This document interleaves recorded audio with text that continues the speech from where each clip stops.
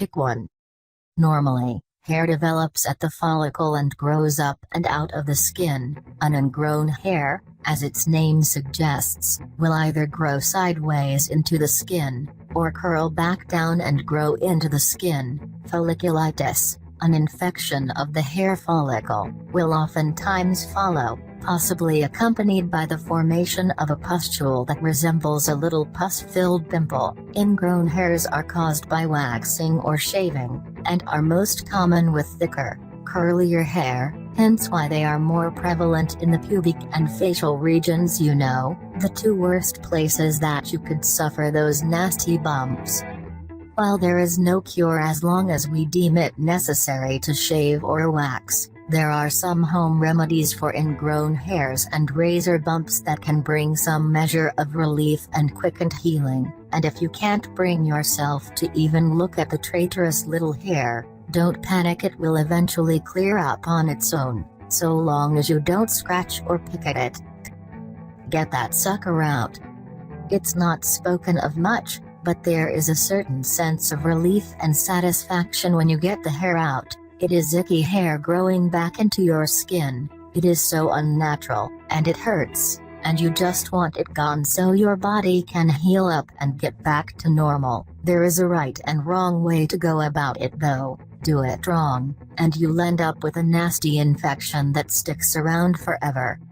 The wrong way is to dig around and squeeze and try and pull it out with your fingernails. If you can't see the hair yet, you're going to need to coax it out. Once it's out, use sterilized tools to remove it to prevent further irritation. You will need sugar and olive oil, or a store-bought exfoliator, a washcloth, a tweezers, preferably pointed, rubbing alcohol, hot water, coconut oil, optional. Directions: prepare by laying out your supplies. Soak the tweezers in rubbing alcohol and then rinse them off to sterilize them. First, you'll want to exfoliate the area to clear away any dead skin cells that may be blocking the hair. You can use a mild store-bought exfoliator, or, what I prefer, is to simply mix a little olive oil, or another neutral liquid oil, with some sugar until you get a thick pasty texture. You don't need much oil for this.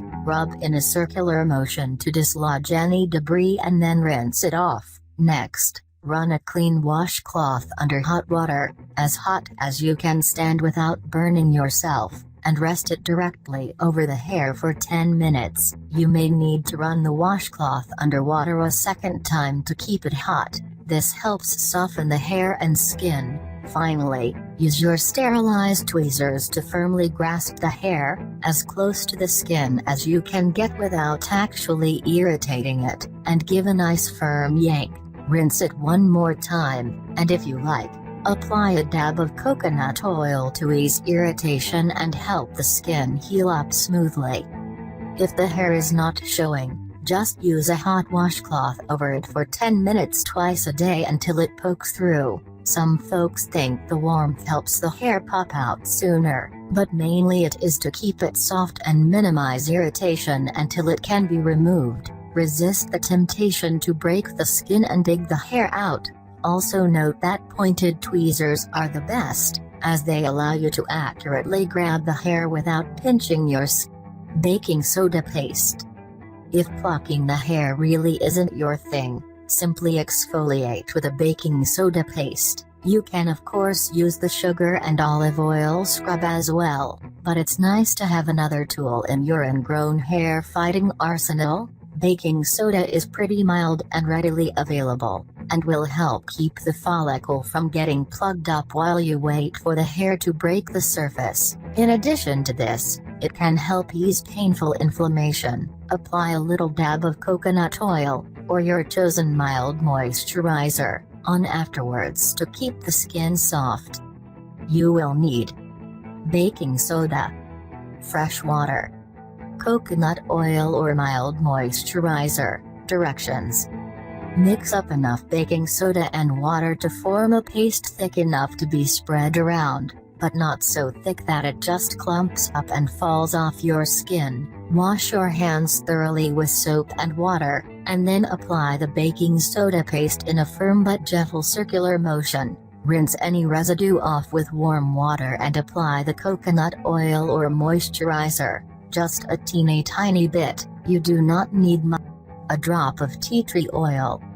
Tea tree oil is a wonderful essential oil to use on something pesky and painful like an ingrown hair. It has powerful antiseptic properties, and may help stave off infection and shorten healing time. It also helps ease discomfort and inflammation. Always make sure to dilute the essential oil before applying it to your skin to prevent irritation, stinging, or an adverse reaction. You will need -2 tablespoons of olive oil, or another neutral oil. -15 drops of tea tree oil. A dark glass bottle. Cotton swabs. Directions. Mix the neutral oil and the tea tree oil thoroughly, and wash the area over the ingrown hair, using a cotton swab. Dab a small amount onto the affected area. You don't need much. You can repeat this twice. Ease the pain with apple cider vinegar. Apple cider vinegar is a great remedy for ingrown hairs for one simple reason: it can help ease the itchiness and discomfort associated with it for some people. Keywords: some people. There are plenty of people out there that have skin that is too sensitive to put vinegar, even apple cider, directly onto their razor bumps. For others though, it's worth trying. There is a lot of discussion going around in regards to apple cider vinegar and how it helps inflammation, with anecdotal evidence staunchly saying that it does, since the inflammation is half the pain of an ingrown hair anyways. It's definitely worth a shot. It may also help ward off infection. If you prefer, you can also dilute it with some warm water. You will need apple cider vinegar, coconut oil before and after. This is a little obvious, as I've only been mentioning coconut oil on 3 out of the 4 remedies above this one. Many people don't like to use pure coconut oil as a moisturizer for their whole body, which is simply a matter of personal preference. However, it does make great spot treatment for ingrown hairs or razor bumps, providing a barrier between the blade and your skin as you shave, and much needed moisture to prevent itchiness and irritation afterwards. You will need coconut oil. Directions. Wash your hands and apply coconut oil sparingly to affected areas. Just a very thin layer will do the trick. An ounce of prevention is worth a pound of ingrown hairs. Truly the best thing you can do for an ingrown hair is to stop it from happening in the first place. There is, unfortunately, no guaranteed way to prevent them, but there are a few tips and tricks that can help. Moisturize. Softening the skin makes it less likely that the hair will be blocked by hardened, dead skin cells that force it to grow sideways. It's a great preventative for razor bumps and ingrown hairs, especially when shaving, as it allows the razor to glide smoothly over the skin without drying it out, making it itchy, or snagging coarse hair. It's a sort of protective barrier during the shaving process, and it soothes the skin and prevents irritation afterwards. Shave with the hairs. I can't stress this enough. Shave with the grain. Yes, shaving against it is going to give you a closer cut, but it's much tougher on your skin and hair. As the blade passes over the hair, it tugs it up a little bit. That's just natural as the hair catches the blade. The result is that the hair ends up cut just below the surface of the skin. Once everything is back in place, it's now in prime position to struggle and grow inwards instead of outwards. It's just less friction, less irritation, and overall will really reduce the number of razor bumps and ingrown hairs you end up with if you shave the direction your hairs grow. Exfoliate. Use a little exfoliator before attempting any remedy. No matter what it is, it won't do much good if it's blocked from getting to the hair or shaft anyways. If you've waxed, it also makes it a little easier for the hairs to grow outward.